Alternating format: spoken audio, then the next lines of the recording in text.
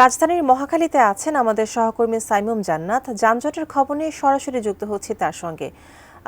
সাইমুম, আপনি যেখানে আছেন সেখানে রাস্তার কি অবস্থা দেখতে পাচ্ছেন আপনি? গাড়ি ঘোড়ার চাপ কেমন? মহাখালীর রাস্তাতে তো এইখানে আজকে রোজার প্রথম দিন এবং আজকে প্রথম কর্মদিবস ছিল রোববার।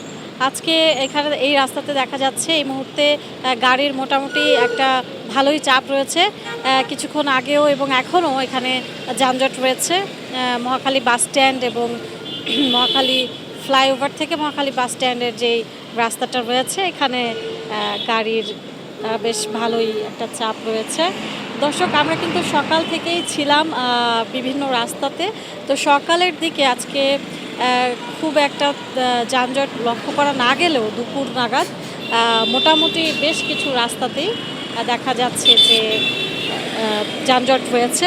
Vision hot and cool AC 4-ওয়ে সলিনয়েড ভালভ টেকনোলজিতে হিটিং ও কুলিং দুই মোডেই কাজ করে সমানভাবে। Vision hot and cool AC এবং মানুষ বের হতে শুরু করেছে। দর্শক, যানজটের কারণে কিন্তু আমাদের আসলে স্বাস্থ্যগত, সামাজিক, অর্থনৈতিক সহ বিভিন্ন অপকারিতা কিন্তু রয়েছে। আমরা জানি যে ঢাকা শহরের আয়তনের তুলনায় এখানে আমাদের জনগণের সংখ্যা অনেক বেশি।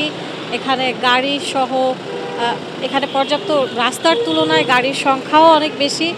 সো সব কিছু মিলিয়ে আমাদের এখানে কিন্তু প্রতিদিনই আমরা যানজটের ভোগান্তিতে কিন্তু আমরা পড়ে থাকি।